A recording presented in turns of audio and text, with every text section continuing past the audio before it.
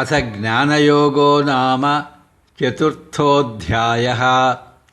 श्रीभगवानुवाच इमं विवस्वते योगम्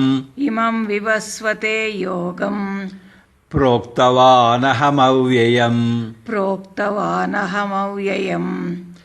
विवस्वान्मनवे प्राह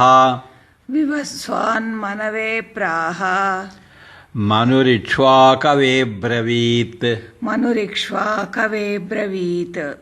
इमं विवस्वते योगं प्रोक्तवानहमव्ययम् विवस्वान्मनवे प्राह मनुरिक्ष्वाकवे ब्रवीत् इमं विवस्वते योगं प्रोक्तवानहमव्ययम् विवस्वान्मनवे प्राह मनुरिक्ष्वाकवे ब्रवीत्.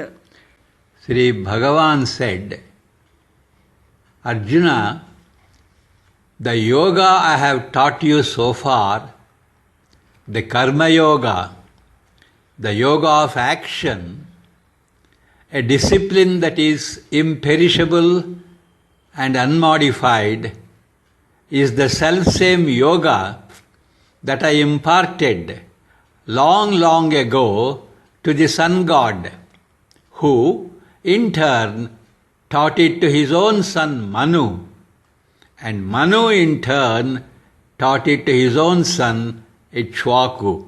4ನೇ ಅಧ್ಯಾಯ ಜ್ಞಾನಯೋಗ.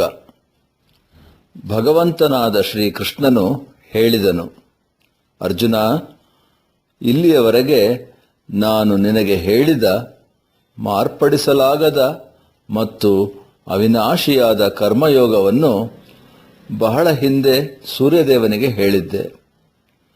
ಸೂರ್ಯನು ತನ್ನ ಪುತ್ರನಾದ ವೈವಸ್ವತ ಮನುವಿಗೆ ಹೇಳಿದನು ಮತ್ತು ಮನುವು ತನ್ನ ಪುತ್ರನಾದ ರಾಜ ಇಕ್ಷ್ವಾಕುವಿಗೆ ಹೇಳಿದನು.